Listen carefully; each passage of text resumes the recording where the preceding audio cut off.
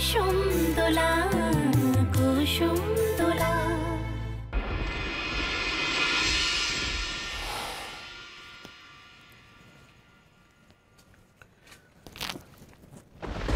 কি তুমি এখানে? কি ব্যাপার? আর দাঁড়াও, দুমদাম ঘরে ঢুকে এসছো যে, পারমিশন নিয়েছিলে? মানে আপনি যে ফোনে আমার সম্পর্কে কথা বলছিলেন তার জন্য তো আপনি আমার পারমিশন নেননি? মানে এই যে আমি ডাক্তারি পড়তে চাই, আপনি আমার এবং আমার ফ্যামিলিকে বাঁচানোর জন্য এখানে এসেছেন, এই তথ্যগুলো দেওয়ার জন্য তো আপনি আমার পারমিশন নেননি। তোমার কি আমাকে দেখলে শুধু ঝগড়া করতে ইচ্ছে করে? কই না তো, আমার কেন আপনাকে দেখলে ঝগড়া করতে ইচ্ছে করবে? বরং আপনি আমাকে দেখলে কেমন তেলে বেগুনে জ্বলে ওঠে। এই যে আমি আপনার ঘরে ঢোকার জন্য আপনার পারমিশন নিইনি, তার জন্য আপনি আমাকে যা নয় তাই বলে শোনাচ্ছেন কেন? আমি আপনার কথা কেন শুনতে যাব? আমি তো আপনার আন্ডারে কাজ করি না। আর আপনি যখন আমার বাড়িতে আসেন তখন তো আপনি আমার পারমিশন নেন না, তাহলে এখন আমি কেন আপনার পারমিশন নিতে যাব? আপনি আমার পারমিশন না নিলে তো আমি আপনার পারমিশন নেব না। হ্যাঁ, বাই দ্য ওয়ে, আমি এখানে আপনার সাথে ঝগড়া করব বলে আসিনি, আমি এখানে আপনারই আজ্ঞা পালন করতে এসেছি। আপনার অর্ডার আছে যে আপনার পারমিশন না নিয়ে আমি আর বাপি এখান থেকে কোথাও যেতে পারবো না।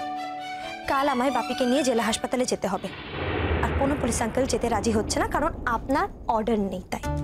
আর সেই জন্যই আমি এখানে এসেছি।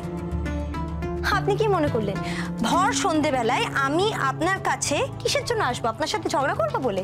না, একদমই নয়। কারণ আমি আপনার সাথে ঝগড়া করতে চাই না, আমি মুখও লাগাতে চাই না, কারণ আপনি তো আমার সাথে কথা বললেই সেটা ঝগড়া হয়ে যায়।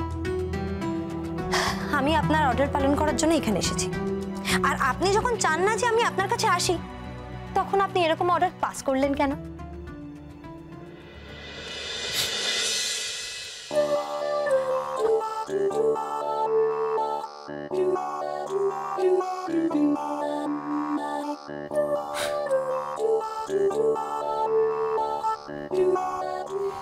কি ব্যাপার, আপনি এত হাসছেন যে? তোমাকে দেখলে তো একটু বোঝা যায় না যে তুমি এরকম ঝগড়া করতে পারো। ইনফ্যাক্ট আমি তো জীবনে প্রথমবার দেখলাম তোমার মতো এত ভালো মেয়ে এরকম ঝগড়া করে।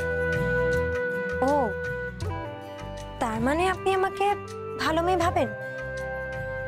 কেন, কোনো সন্দেহ ছিল বুঝি? আপনি আমাকে কি ভাবেন না ভাবেন তাতে আমার কিছু আসে যায় না। আচ্ছা ঠিক আছে, তোমার বাবার শরীর কেমন এখন? বাপের প্রচন্ড জ্বর, একটুও কমছে না, আর তারপর মাথা ব্যথা। তাই ভাবছি কাল আমি বাপিকে নিয়ে জেলা হাসপাতালে যাব।